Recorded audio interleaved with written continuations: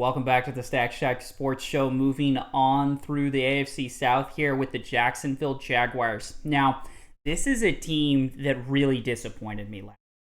I mean, I was through the moon in the hype. I bought all the hype about Jacksonville. I saw what they did the season before, and now they got Calvin Ridley out there, and he looked dominant in camp. We all saw that route running viral video.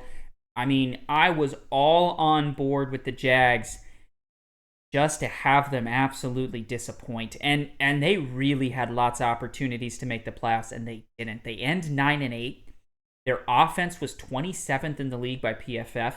Defense, not that much better at 18th. It was a rough season for the Jacksonville Jaguars, and brought up a lot of concerns and questions about Trevor Lawrence, I think.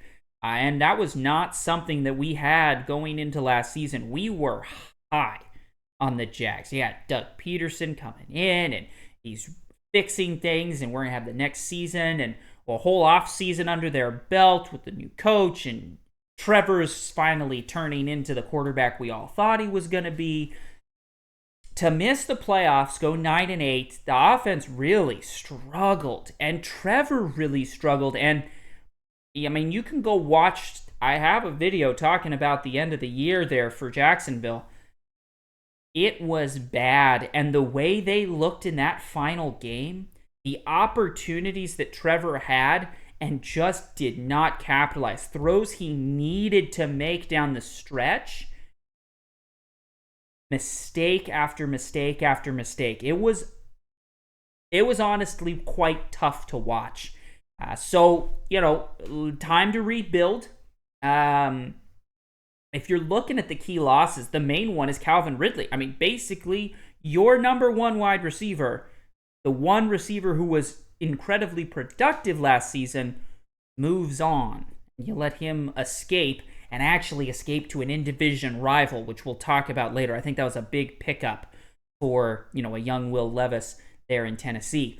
But as far as key additions for Jacksonville to help maybe make up for the loss of Calvin Ridley, they did bring in two receivers. One is Brian Thomas Jr., their first-round pick out of LSU.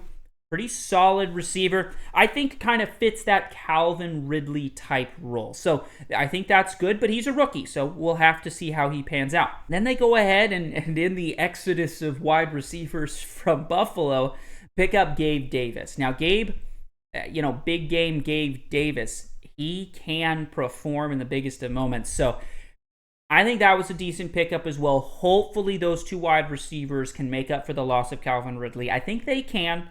But it's really going to come down to Trevor. Can he throw the ball? They also bring in Eric Armstead over from the 49ers, which I think is a solid way to maybe shore up that defensive line. Very productive player out in San Francisco. So they have the pieces. And I want to fall in love with this team. I really do, but they just disappoint me. It feels like every season that I start to feel like, the Jags are going to be good this year.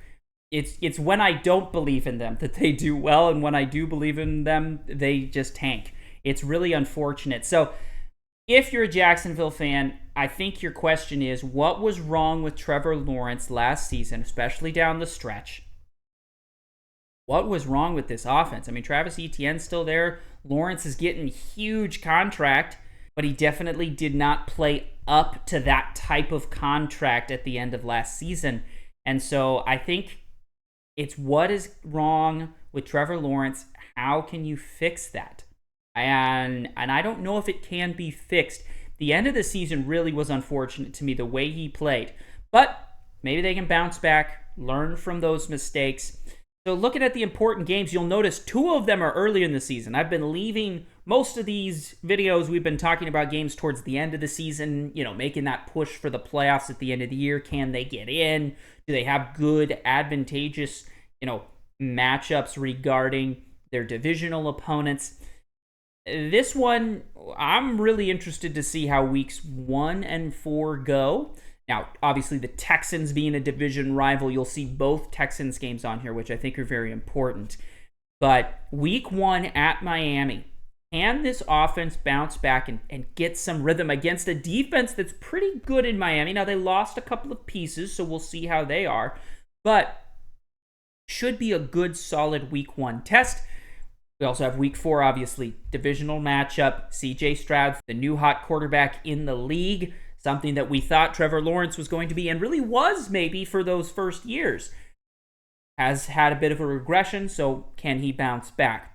Then I like the week 11 at Lions matchup. I think that's an interesting matchup. I think it's going to have some test, some early preview for who's in those deep run playoff kind of category of teams. Obviously, different conferences, but if the Lions look really, really good, the Jags don't look very good, you can kind of write off the Jags maybe for making that deep playoff run. And then week 13 at the Texans. But actually, if you look at their schedule, there's something else interesting going on. And that is, they have a bye here at week 12. So you noticed on the previous screen, we had week 11 and week 13 on that schedule. The reason I have that is because this Texans game off of a bye, to me, feels almost like a must win. You got to win that game. You've got the bye beforehand. Now, at Detroit, looking into that bye, how do they go into the bye and how do they come out of the bye, I think is going to be really telling for the team. But if you look at the end of the season, it feels like a lot of W's after that week 13. Titans, you'll get both of those games at the end of the year. And so, how will that shape up the division? But I think those are both winnable games. We'll see how the Jets are. We'll see how Aaron is healthy. I mean, we haven't really seen it, but there's a lot of questions for the Jets. Raiders have not been incredibly good the last few years, and they're dealing with a new coach who I think is fantastic. And I think they made the right hire there, but we'll have to see. And then the Colts, another divisional matchup. To me, this looks like 14, 15, 16, 17, 18. That is ripe for gathering some momentum. And if you're a Jags fan, if you can have yourself in the mix, that feels like a lot of W's at the end of the year. A great way to build some momentum into the playoffs. I mean, could you imagine if they go into the playoffs on a 4 or 5 game win streak? It's got to be fantastic for confidence and exactly what I think this Jaguars team needs. The Jags fans out there, I might not be as hyped for the Jacksonville Jaguars as I was last season, but I'm trying to temper expectations.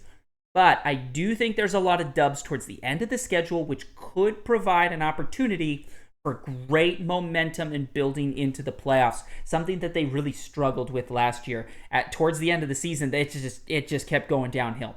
This schedule, I think, is a lot more conducive to having a good run at the end of the year to get yourself prepped for the playoffs. So not all hope is lost if you're Jacksonville. I think they're one of those teams, every year we have a bit of a shuffle where some playoff teams don't make it. Some teams that did make the playoffs do. The Jags are one that I would keep my eye on. I think we'll learn a lot in weeks 1 and 4 with some good solid matchups there.